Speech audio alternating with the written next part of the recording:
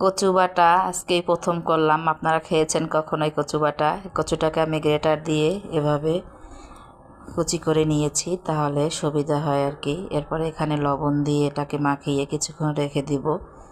এটা চিপড়ে রসটা বের করে ফেলে দিতে হবে, তাহলে আর গলা ধরবে না। এভাবে কতক্ষণ রেখে দিয়ে এরপরে খুব ভালো করে হাত দিয়ে চেপে চেপে এই রসটা বের করে নিব। এই যে সাদা অংশটা এভাবে বের করে, অনেকে এভাবেও বেটে নেয়, কিন্তু আমি এটা রসটা বের করে এরপর একটু ধুয়ে নিয়েছি। আর এখানে সরিষা, কাঁচামরিচ আর নারকেল বেটে নিচ্ছি। সরিষা আগে বেটে নিয়েছি, সাথে একটু লবণ দিয়েছি। এরপরে এখানে কচুগুলো আমি বেটে নিচ্ছি। এটা কিন্তু একটু বাটতে কষ্টই হয়, তারপরে মিহি করে বেটে নিলে খুব মজাদার একটা ভর্তা তৈরি হয়। যে সরিষার তেল দিয়ে মাখিয়ে নিচ্ছি।